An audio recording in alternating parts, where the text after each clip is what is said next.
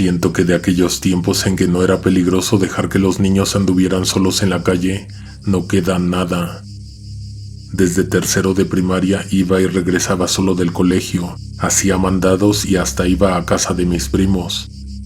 Lo único que tenía que hacer era avisar y no tardarme o entretenerme en el camino. Recuerdo bien que dentro del recorrido que hacía de la escuela a la casa había una iglesia. Digo había porque en el temblor de 2017 sufrió daños y nunca se juntó la meta de dinero necesario para arreglarla. Tenía el gusto y la costumbre de seguir siempre el mismo camino entre las calles de la colonia, pues aunque de paso no me quedaba la iglesia, a mí me gustaba pasar por ahí. Las grandes rejas negras siempre estaban abiertas. Tras cruzarlas te encontrabas con el atrio de la iglesia, en donde había bancas y algunos árboles. No era nada raro encontrar gente descansando bajo la sombra de esos árboles a la hora en que el sol pegaba más fuerte. El terreno en donde estaba situada esa iglesia era tan grande que atravesaba toda la cuadra, es decir, se entraba por una calle y se salía por la siguiente. Además del atrio, que en realidad era como una plaza o un pequeño parque, había fríos corredores a los costados del recinto. De un lado, entre la iglesia y la barda de la propiedad vecina, había 3 bebederos, una pequeña fuente que estaba incrustada en la pared y una campana en exhibición. Esa campana tenía una historia interesante detallada en una placa que hablaba de los tiempos en que repicaba a lo alto de la iglesia. Es importante tener en cuenta que una campana como esa es tan pesada que una sola persona no logra siquiera moverla un poco de su lugar. Tal vez yo la veía muy grande para mi edad, pero recuerdo bien que 4 o 5 niños una vez quisimos empujarla, pero parecía que estaba soldada al suelo. La historia de esa campana cuenta que un día hace muchísimos años, cuando la persona encargada de llamar a misa caminó hacia el campanario, encontró la soga anudada en una trenza y reposando sobre el suelo. A un lado de la soga había polvo, algo de escombro y unas cuantas piedras.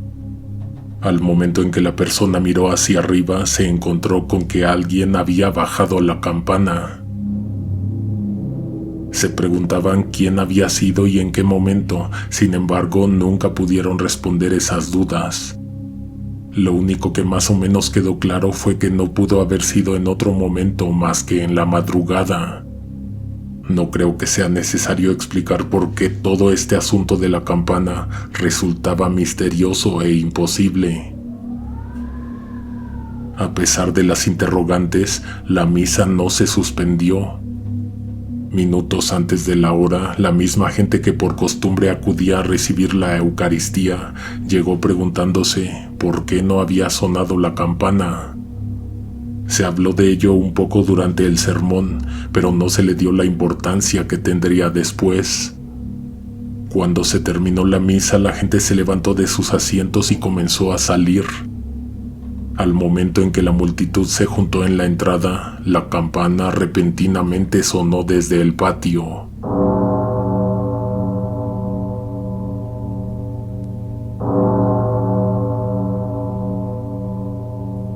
No quedan muchos registros de aquel sismo, pero a mediados de los 70s la ciudad se sacudió repentinamente sin que existieran alarmas que lo advirtieran. Instantes después el piso se empezó a mover. Las paredes de la iglesia se mecían y en el altar cayó un candil que se reventó en 1000 pedazos.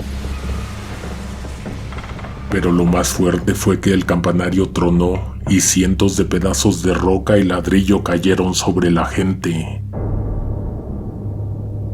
Claramente hubo varios heridos, pero ninguno de tal gravedad como lo hubiera provocado la campana si hubiera caído desde lo alto del campanario. Inmediatamente se habló de que había ocurrido un milagro. Por gracia del cielo, alguien se anticipó al temblor y bajó la campana. Los heridos festejaron haber vuelto a nacer. No sé a ti, pero esta a mí siempre me pareció una historia de terror, especialmente porque la gente de la colonia decía que siempre se veía una figura de negro en ese campanario. Me pregunto qué habrán hecho con la campana cuando demolieron la construcción hace un par de años. En fin, en el otro costado de la iglesia existía una puerta que daba entrada a un sótano.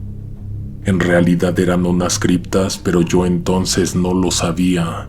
Nunca me tomé el tiempo de investigar ni de preguntarle a nadie. Ahora me da pena decirlo, pero pensaba que los nombres inscritos en las placas de las paredes de la cripta eran de los santos que se adoraban allá adentro. Ese sótano me gustaba porque además de muy fresco en los días de calor, siempre estaba a solas. A mí me fascinaba pues parecía un escondite o un lugar secreto. Sin excepción, cada que regresaba de la escuela me tomaba ese atajo. Atravesaba el atrio, me persignaba cuando estaba a la entrada de la iglesia, luego caminaba a la derecha y buscaba una entrada que se encontraba recargada a un costado del templo. Después de entrar, bajaba unos 8 escalones hasta encontrarme con un largo corredor con blancos pisos y un centenar de nichos a izquierda y derecha.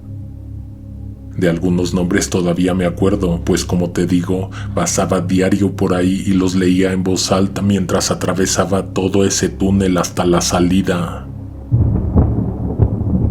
Tengo muy en la memoria que aquel fue un día nublado. Cuando volvía de la escuela se sentía en el ambiente la brisa y el aire húmedo que le anteceden a la tormenta. Cuando superé el atrio y caminé hacia las criptas, me encontré estas a oscuras. Yo no era una persona miedosa, así que me atreví a bajar, aun cuando no se veía absolutamente nada. Cuando estuve en el corredor, miré hacia el frente. La verdad es que sí la pensé un poco antes de aventurarme a cruzar el oscuro túnel. Al final se veía una luz, pero en medio había un vacío absoluto. Ahora me sudan las manos de solo acordarme. Todavía sin saber qué era ese lugar, pero sobre todo qué se guardaba en sus paredes, me eché a caminar al frente. Parecía que tenía los ojos cerrados a pesar de que la puerta del final se encontraba abierta. De todos modos, como estaba nublado, no entraba mucha luz. Estaba por llegar a la mitad cuando, con los hombros y la cara, choqué con otro cuerpo.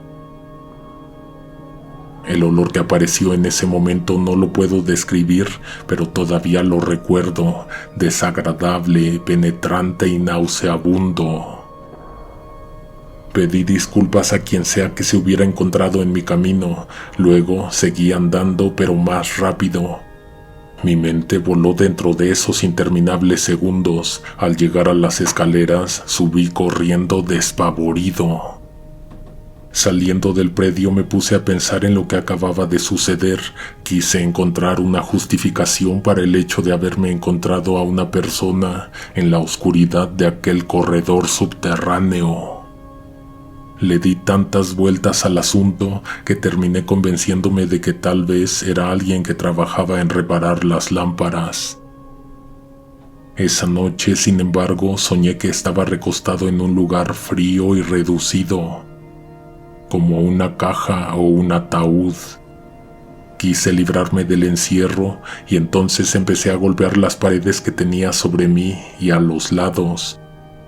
Lo único que escuchaba era que me hacían shh, shh, dándome a entender que había muchas otras personas a mis alrededores.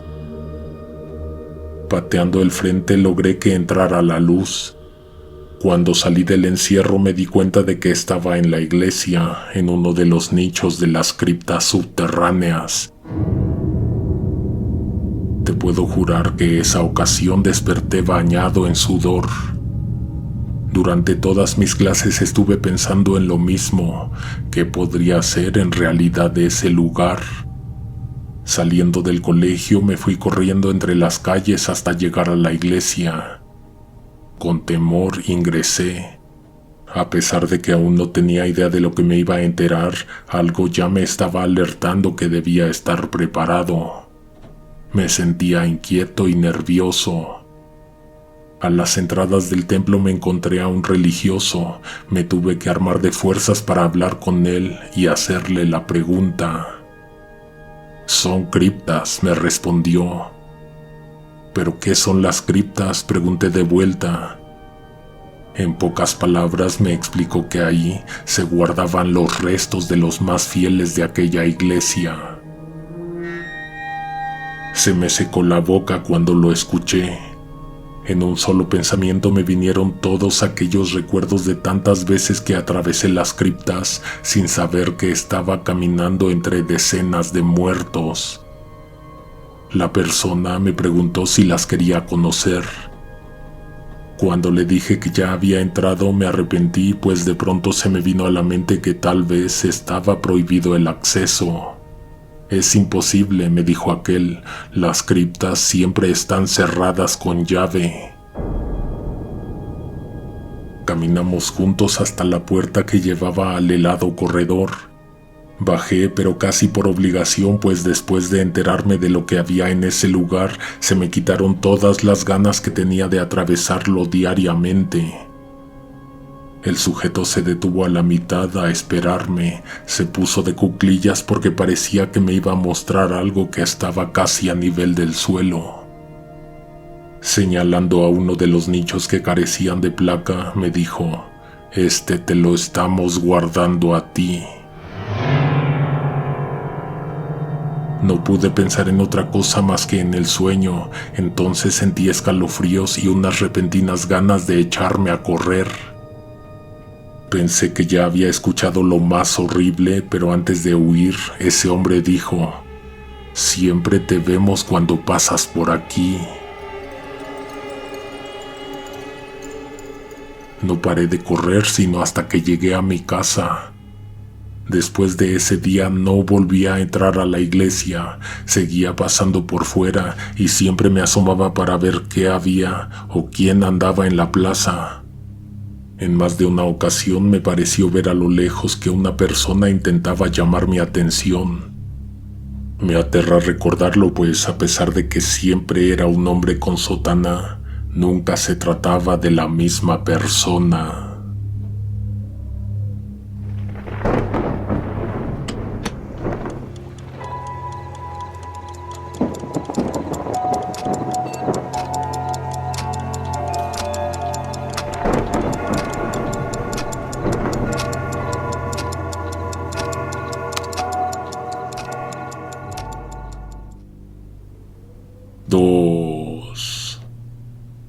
Moría por contarte esta historia. Sé que es algo de lo que no se escucha mucho en este canal, pero espero sepas encontrarle un lugar para compartirlo. Tengo una vecina que es de la tercera edad. A ella la tengo en muy alta estima porque siempre he entrado a su casa y conozco a su familia. De hecho, cuando tenía 16 salí unos meses con su hijo, pero ella nunca se enteró sino hasta mucho después, cuando yo le conté.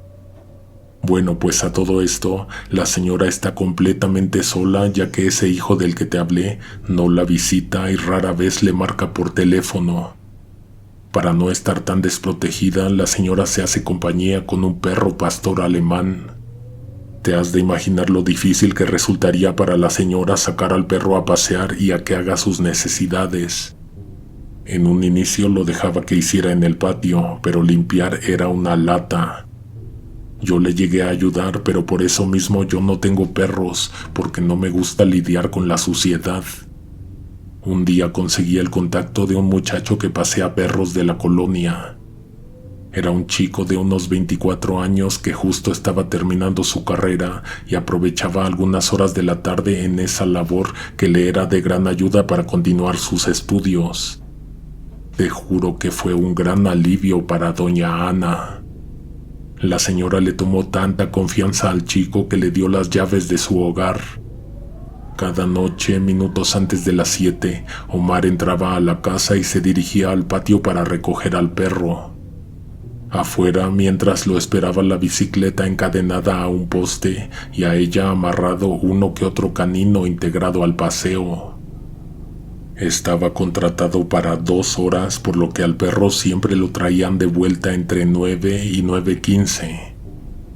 La noche en que pasó lo que te voy a contar daban las 11 y de Omar no se sabía absolutamente nada. La señora esperó un rato, pues imaginó que el muchacho podría estar arreglando un asunto con otro perro y otro dueño, pero después de 2 horas, doña Ana ya estaba muy preocupada. Antes de la medianoche me marcó por teléfono. Yo estaba separando unos bordados, pero en cuanto me desocupé fui a verla a su casa. Cuando me contó nos quedamos preocupadas, pero no solamente por el perro, sino también por el muchacho. A la fecha él ya no vive en la colonia, pero yo sabía cuál era su domicilio en ese entonces. Esperé a que doña Ana subiera a cambiarse para irlo a buscar juntas cuando escuché ruidos en la reja y ladridos afuera. Al asomarme a la calle me di cuenta de que se trataba del perro que la señora estaba esperando. Lo raro es que venía solo. Abrí la puerta y luego la reja. El perro no pudo entrar porque todavía venía amarrado a la bicicleta. Fue en el momento en que vi eso en que caí en cuentas de que algo malo había sucedido. El muchacho no se veía por ningún lado. Al levantar la bicicleta la encontré muy raspada, lo cual mostraba que el perro la había arrastrado una distancia muy larga. Tras explicarle a la señora, nos fuimos a buscar al muchacho. Primero pasamos a su casa a avisar. Ante la puerta de la entrada nos encontramos a su mamá, quien se cansaba de mirar hacia el final de la calle esperando a que su hijo apareciera. Caminamos las 3 hacia Calzada de Guadalupe, que es donde generalmente se le veía al muchacho paseando a su pequeña manada, cuyas correas amarraba al asiento de la bicicleta. Por suerte, lo encontramos casi a los 20 minutos de empezar la búsqueda. En el corredor que conduce a la Basílica de Guadalupe, a lo mucho unos 30 pasos antes de la entrada, estaba Omar sentado en el piso y recargado en un macetón. Se veía desorientado y estaba pálido. Ayudamos a llevarlo a su casa, en donde ya lo estaba esperando una prima suya que recién se había graduado de medicina. Lo ayudamos a entrar y después no supimos más de él, sino hasta 2 días después en que fue a disculparse con mi vecina y a darle una explicación. Aquella noche, después de recoger al último perro, tomó Avenida de los Misterios hasta el Colegio Mier y Pesado y ahí dio vuelta a la derecha para dirigirse a la calzada. Tras atravesar uno de los carriles, tomó un largo corredor arbolado que conduce hasta la entrada de la iglesia. Ese amplio pasaje lo utilizan los peregrinos para ir separados de los coches. Omar nos dijo que cuando estaba por llegar a la explanada, vio unas luces sobrevolando el cerro. Nos aseguró que atravesó una calle sin fijarse en el paso de los vehículos, pues hubo un momento en que esas luces lo tenían en un trance, hipnotizado. Las luces empezaron a ponerse más intensas y a fijarse específicamente en él. Cuando nos lo contó no supo explicarlo, pero dijo que casi estaba seguro de que lo que había en el cerro del Tepeyac le estaba mandando una señal o lo estaba llamando directamente a él. Lo siguiente que ocurrió fue que ambas luces empezaron a parpadear y a acercarse. Omar nos dijo que entonces empezó a sentirse liviano, sus pies dejaron de tocar el suelo, sus manos soltaron la bicicleta. Las luces se pusieron tan intensas que de pronto solo se vio rodeado por un gran resplandor que todo lo iluminó. Luego de eso se hizo silencio. La calma que le vino al destello cegador, según el joven, fue el inicio de una pesadilla. Él seguía en la calle ante la entrada de la basílica, sin embargo ya no estaba la gente de los comercios ni de los puestos, no había coches, no había transeúntes, no había ruido en las casas ni luminarias encendidas en las calles y avenidas. Era como si se hubiera apagado la luz de la vida. Un zumbido de fondo era lo único que ambientaba sus solitarios alrededores. Caminó hacia el frente, luego se acordó de los perros y entonces los buscó, pero ni ellos ni la bicicleta, ni muchas otras cosas y personas que momentos antes coexistían a su alrededor, se encontraban cerca. Fueron momentos de gran angustia, pues él no sabía qué era lo que le tenía que preocupar más que los lugares que bien conocía, llenos de vida, de gente, de ruido, de un momento a otro se hubieran convertido en una ciudad fantasma. O porque a pesar de que todo estaba tan silencioso, no se podía sentir tranquilidad en lo absoluto. El rabillo de su ojo captó movimiento en la esquina de un edificio. Pensó que se lo había imaginado, pero entonces puso atención. Al principio no reconoció lo que veía, pero después, poco a poco, empezó a encontrarle forma. Sin moverse ni parpadear, avistó un rostro asomado en el borde de la esquina. No era algo humano, pero tenía ojos, y esos ojos lanzaban una mirada vacía, como si estuvieran apreciando algo muy distinto a lo que tú crees que están viendo. Un momento adelante, ya que había identificado bien la forma del rostro, empezó a encontrar mucho más de estas espantosas caras en otros lados. Entre las rejas, detrás de los troncos de los árboles, en lo alto de casas y edificios. Eso no podía ser otra cosa más que un sueño o una pesadilla, no obstante, lo que en ella se percibía era muy real. De pronto sintió punzadas en el pecho, en el abdomen, en los hombros. Quiso revisarse, pero entonces unas manos frías lo tomaron de las muñecas y lo inmovilizaron. Miró con temor por encima del hombro y entonces vio que uno de esos rostros grises, sin expresión, era quien lo estaba sujetando. Quiso gritar, pero solo se abrió su boca, sintió esfuerzo en el estómago y en la garganta, pero no le salió ni el más mínimo ruido. El aire que respiraba era tan denso y tan pesado que de pronto sintió como si estuviera debajo del agua. Ese fue el preciso momento en que todo aquello que lo acechaba comenzó a acercarse. Las espantosas caras salieron de sus escondites. Los que estaban en postes y árboles salieron al paso y comenzaron a caminar. Los que estaban en lo alto de los edificios descendieron terroríficamente hasta tocar la superficie. Minutos adelante rodearon al muchacho, se acercaron a examinar su cuerpo. No pudo apreciar lo que le estaban haciendo porque en un momento le cayeron gotas en los ojos que le pusieron la visión borrosa. Sintió punción en todo el cuerpo. Y de pronto, como si estuviera en un quirófano, le pasaron sondas por cada orificio, en la nariz, en los oídos, en los lagrimales, en la boca. También lo sintió entre las piernas. De un momento a otro él ya no estaba en las calles de la Basílica de Guadalupe. Su cuerpo se sentía tan ligero que no podía ubicar arriba o abajo. Cuando sintió que tenía las manos libres, se talló los ojos y por fin pudo ver lo que había a su alrededor.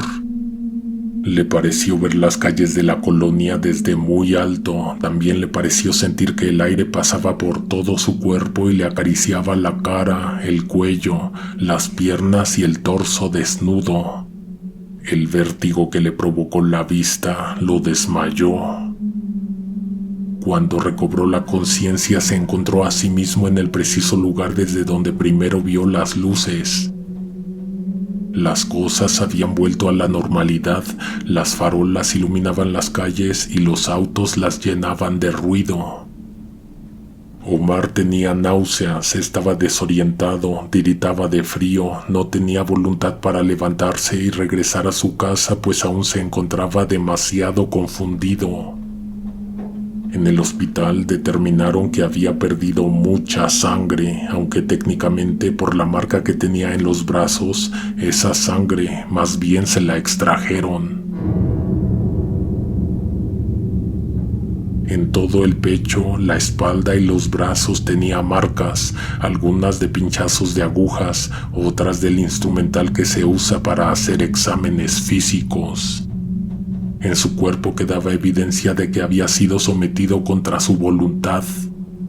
El joven siguió trabajando hasta que terminó su licenciatura, solo que ya nunca volvió a andar cerca de la basílica. Y es que no solo se trata de haberse quedado con miedo de volver a vivir un evento tan traumático como ese, sino que la gente que vive por ahí asegura que el lugar tiene mucho que ver. Los avistamientos de luces y de naves sobre el cerro del Tepeyac se remontan a varias décadas atrás. Si algún día vas a la basílica, no olvides preguntar sobre las apariciones de objetos voladores encima de la capilla. Te vas a sorprender de cuántas cosas te puede platicar la gente que vive y trabaja en esa zona.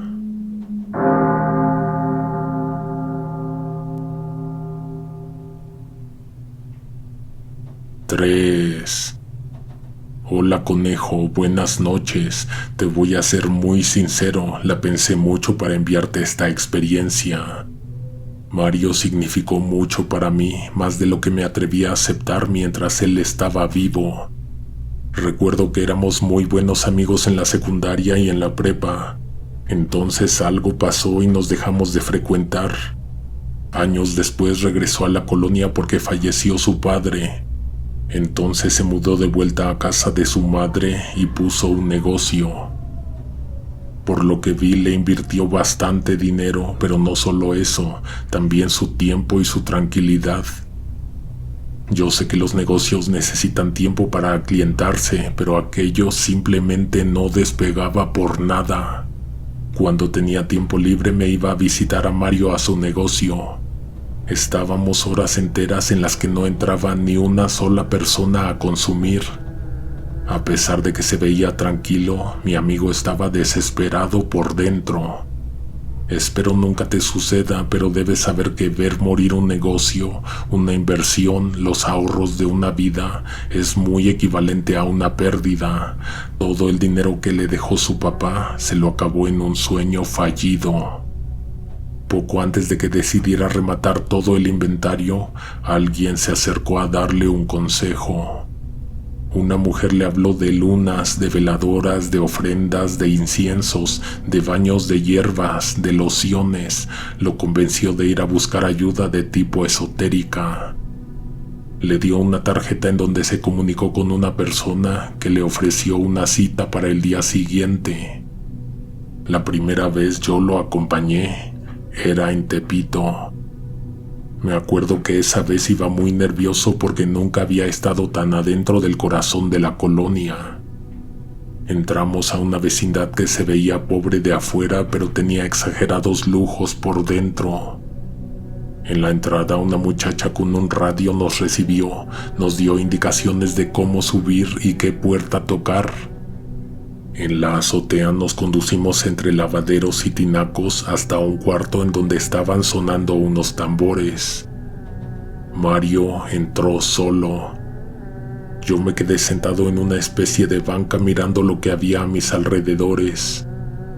Casi una hora después él salió y medio me contó lo que le habían dicho y sobre todo lo que le habían pedido.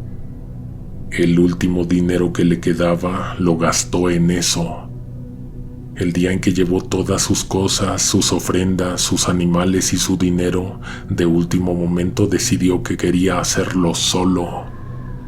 En ese momento me ofendió un poco que hubiera decidido dejarme afuera, pero a la vez me sentí un poco aliviado, pues esas cosas siempre me han dado miedo.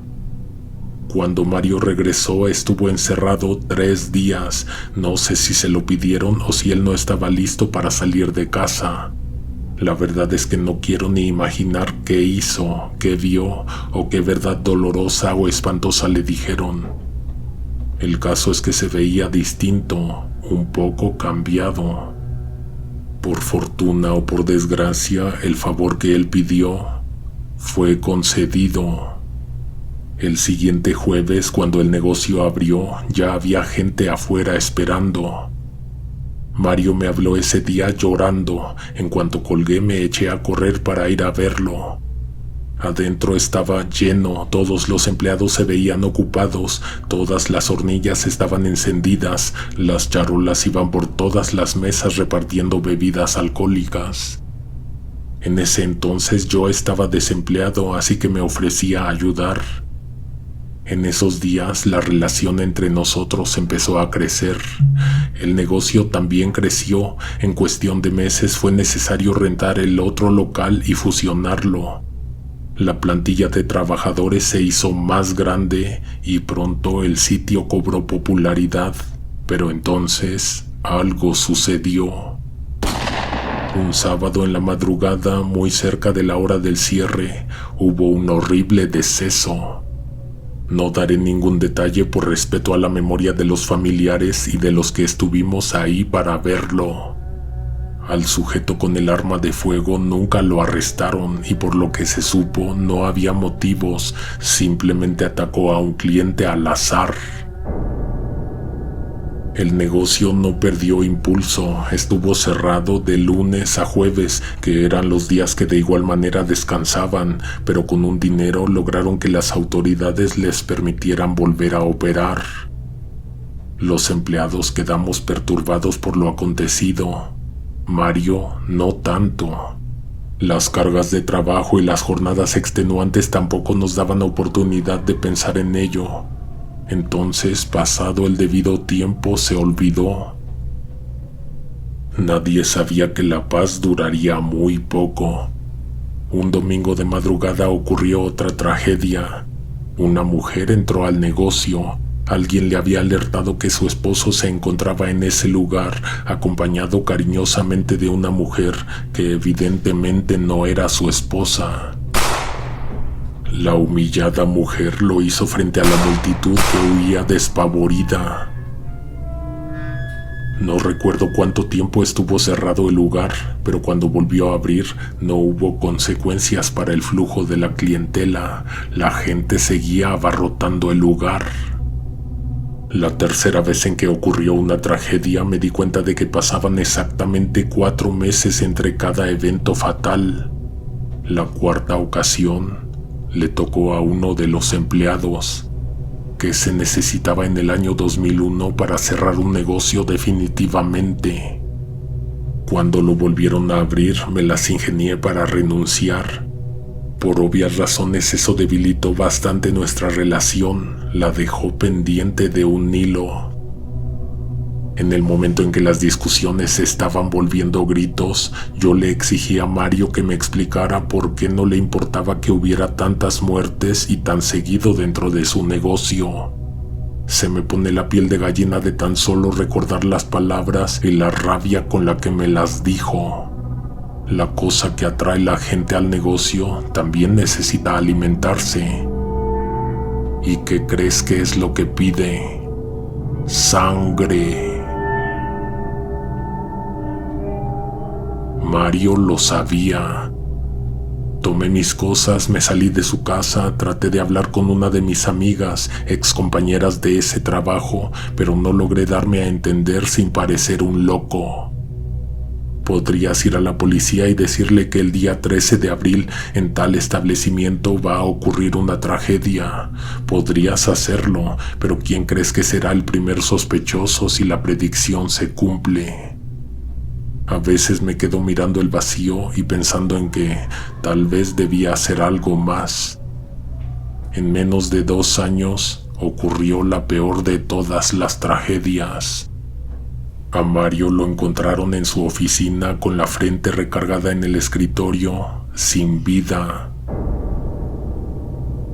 Estuvo solo todo ese tiempo, así que de inmediato declararon que él mismo se lo había hecho.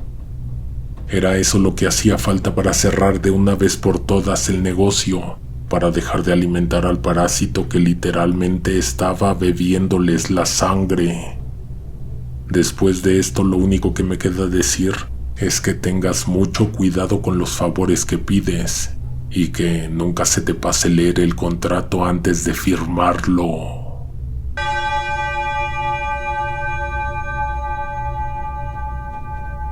Esta noche te quiero pedir un gran favor.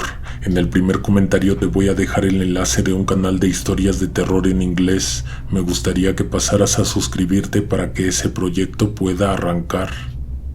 Por hoy ha sido todo. Sin embargo, este es el banderazo de salida para todas las historias y especiales que tendremos por nuestro mes favorito. Nos escuchamos pronto. Alguien te observa en la oscuridad.